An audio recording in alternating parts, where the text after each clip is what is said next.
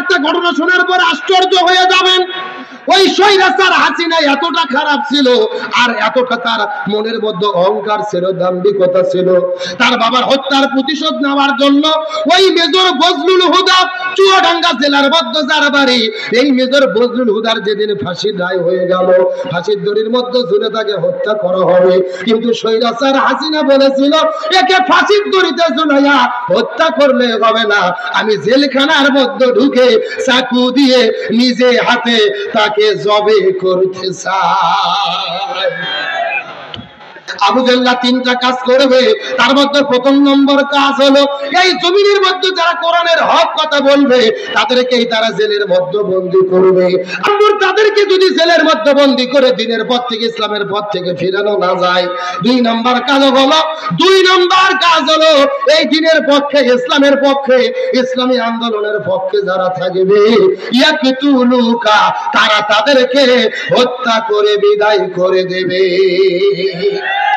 এখন আমি আপনাদেরকে জিজ্ঞাসা করি, বলেন তো দেখি, গত 16 বছরের ভেতরে এই দেশের মধ্যে মানুষদেরকে তারা হত্যা করেছে নাকি করে নাই? আমাদের ইসলামী আন্দোলনের বীর সেপার সালাত মৌলানা মতিউর রহমান নিজামী, আব্দুল কাদের মোল্লা, আলী হাসান মোহাম্মদ মুজাহিদ, মীর কাসিম আলী মিন্টু ভাই সহ ওই বিএনপির নেতা সালাউদ্দিন কাদের শাখা চৌধুরী সহ কত বড় বড় ইসলামী আন্দোলনের বীর সিপাহ সালাদের গলার ভেতরে ফাঁসির দড়ি ঝুলিয়ে তারা হত্যা করে দিয়েছে।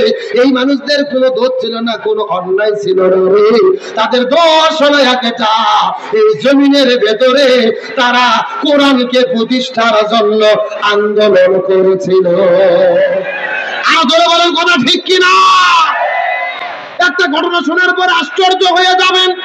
ওই স্বৈরাচার হাসিনা এতটা খারাপ ছিল, আর এতটা তার মনের মধ্যে অহংকার ছিল, দাম্ভিকতা ছিল, তার বাবার হত্যার প্রতিশোধ নেওয়ার জন্য ওই মেজর বজলুল হুদা, চুয়াডাঙ্গা জেলার মধ্যে যার বাড়ি, এই মেজর বজলুল হুদার যেদিন ফাঁসির রায় হয়ে গেল, ফাঁসির দড়ির মধ্যে ঝুলে তাকে হত্যা করা হবে, কিন্তু স্বৈরাচার হাসিনা বলেছিল একে ফাঁসির দড়িতে ঝুলাইয়া হত্যা করলে হবে না, আমি জেলখানার মধ্যে ঢুকে চাকু দিয়ে নিজে হাতে তাকে জবে করতে চাই। আমাদের প্রিয় ভাই সাংবাদিক ইলিয়াস বিদেশ থেকে একটা রিপোর্ট করেছে, যুবকেরা ইন্টারনেটের মধ্যে তোমরা দেখে থাকবে। এই মেজর বজলুল হুদার বিরুদ্ধে যখন রায় হয়ে গেল ফাঁসির দড়িতে ঝুলানো হবে, এই স্বৈরাচার হাসিনা জেলখানার মধ্যে ঢুকে যেদিন ফাঁসি হওয়ার কথা রাতে 9টার দিকে জেলখানার সমস্ত আলো বন্ধ করে দিয়ে অন্ধকার পরিবেশ তৈরি করে জেলখানার মধ্যে ঢুকে মেজর বজলুল হুদাকে নিজের হাতে চাকু নিয়ে তাকে জবে করে হত্যা করেছে। জোরে বলেন নাউজুবিল্লাহ। তাকে হত্যা করার পরে তার লাশ যখন চুয়াডাঙ্গায় নিয়ে যাওয়া হলো, নিয়ে যাওয়ার পরে প্রশাসনটা ঘোষণা করলো 30 মিনিটের মধ্যে তার লাশকে কবরে দাফন করতে হবে। লক্ষ লক্ষ মানুষ মেজর জলিলের, মেজর বজলুল হুদার ভক্ত, তার লাশটা যখন ছিঁড়ে নিয়েছে, প্রশাসন পারেনি, যখন তাকে গোসল করাতে গেল, গোসল করাতে গিয়ে লক্ষ্য করে দেখে তার পুরো গলা কাটা।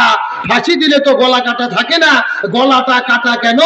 গত কয়েকদিন আগে জেলখানার যিনি প্রধান আছে তিনি স্বীকার করেছে ওই স্বৈরাচার হাসিনা নিজে জেলখানায় ঢুকে তাকে চাকু দিয়ে জবে করে হত্যা করেছে। চিন্তা করেন কতটা দাজ্জাল, কতটা হারামি, কতটা ভেলেন, কতটা স্বৈরাচার। আমার মনে বলে গত 16 বছরে স্বৈরাচার হাসিনা বাংলাদেশে যা যা করেছে, নমরুদ, ফিরাউন আর আবু জেলকেও সে হার মানাইয়া গেছে। শুধুমাত্র নিজের ক্ষোভকে মেটানোর জন্য, নিজের আশা মেটানোর জন্য, নিজের ইচ্ছে পূরণের জন্য ফাঁসির রায় হয়ে যাওয়ার পরেও নিজে হাতে যে মানুষকে জবে করতে পারে, এ হলো রক্ত পিপাসু, এর বিচার বাংলার জমিনে হতেই হবে। এই বাংলাদেশে কত এমপি মন্ত্রী গ্রেফতার হচ্ছে, কয়েকদিন তাদেরকে জেলখানায় রেখে রিমান্ডে দিয়ে আবার জেলখানায় ঢুকানো হচ্ছে তাদেরকে জামাই আদার দেওয়ার জন্য। আমি বলতে চাই না, আল্লাহর কোরআন বলেছে কুতিবা আলাইকুমুল কিসাস, হাতের পরিবর্তে হাত, পায়ের পরিবর্তে পা, চোখের পরিবর্তে চোখ, জীবনের পরিবর্তে জীবন। এই আয়াতের ব্যাখ্যা হলো আয়না ঘরের পরিবর্তে আয়না ঘর। সুতরাং স্বৈরাচার হাসিনা সহ তার যত এমপি মন্ত্রী দোসর আছে এদের জেলে বন্দী করে রাখলে হবে না, বিচারে রায় হওয়া পর্যন্ত এদেরকে আয়না ঘরে বন্দী করে রাখতে হবে। আমার মতের সঙ্গে কি আপনারা একমত? তার কারণ বলেন, আয়না ঘরকে আমরা তৈরি করছি না ওরাই করছে?